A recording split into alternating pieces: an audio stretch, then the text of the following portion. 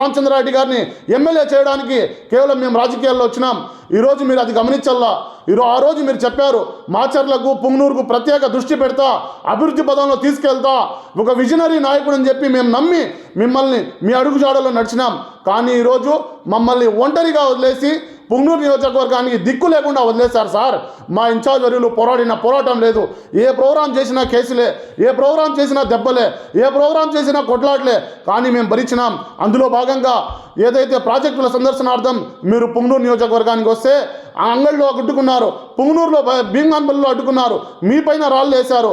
అప్పుడు సుమారు 800 మంది పైన పరారీలో ఉన్నారు సార్. ఆ రోజు 300 మంది పైగా కేసులు వేసి మమ్మల్ని జైల్లో వేసిన పెద్దిరెడ్డి రామచంద్రారెడ్డి గారు, వైఎస్ఆర్సీపీ పార్టీ, జగన్మోహన్ రెడ్డి గారి ఘనత సార్. మీరు గుర్తు పెట్టుకోవాలా. ప్రతిసారి ఇక్కడ నుంచి సమస్యలు పెద్దగా అయినప్పుడు రాష్ట్ర వ్యాప్తంగా ప్రతి ఒక్కరికి పుంగనూరు గురించి తెలిసింది. ఈరోజు మా సమస్యలు తెలుసుకునే నాదుడు ఎవరు, మాకు దిక్కెవరు, మాకు ఎవరు సార్? ఇక్కడ మా ఇన్ఛార్జ్ వర్యుల్ని పట్టించుకునే నాదుడు ఎవరు? ఇక్కడ అధికారులని హెచ్చరించే వాళ్ళు ఎవరు?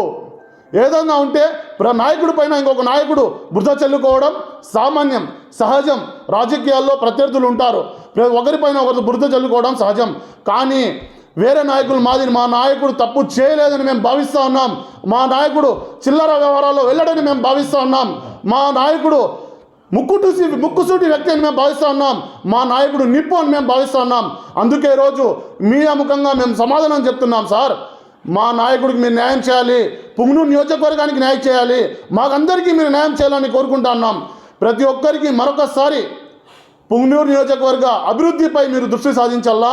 పుంగనూరు నియోజకవర్గంలో ఏదైతే కార్యకర్తలు, నాయకులు కుంగిపోతా ఉన్నారో వాళ్ళ కుటుంబాలను వదిలేసి జైలుకు పోయి 4 నెలలు 5 నెలలు పరారీలో ఉన్నారో అలాంటి నాయకులకు, కార్యకర్తలకు న్యాయం చేయాలని కోరుకుంటా ఉన్నా. అదేవిధంగా మా ఇన్ఛార్జ్ వర్యుల పైన ఏదైతే ఒకే ఒక సంఘటన పైన 7 కేసులు వేసి 307 కేసులు ఆయన్ని 49-50 రోజులు జైల్లో పెట్టినారు. ఆయనకి న్యాయం చేయాలని కోరుకుంటా ఉన్నా. ఒక నాయకుడికి న్యాయం చేస్తే ఒక నియోజకవర్గానికి న్యాయం చేసిన వాళ్ళు అవుతారు మీరు.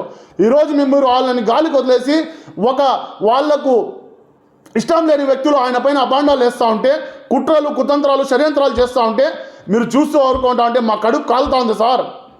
మేము వ్యాపారాలు చేసుకున్నాం, మేము మా వ్యాపారాలను వదులుకొని రాజకీయం చేసినాం, మా కుటుంబాలను వదిలేసి రాజకీయాలు చేసినాం, మా బిడ్డలను వదులుకొని రాజకీయాలు చేసినాం.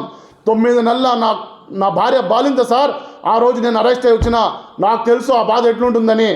దయచేసి మీరు అర్థం చేసుకోవాలా. ఎందుకంటే మీరు కూడా జైలుకి పోయి వచ్చారు, ఎలా ఉంటుంది పరిస్థితి మీకు తెలుసు. అందుకే మా బాధ మీరు తెలుసుకొని మాకు న్యాయం చేస్తారని మనస్ఫూర్తిగా ప్రతి ఒక్కరిని మీ మీడియా ముఖంగా కోరుకుంటూ మా అధిష్టానం తెలియజేసి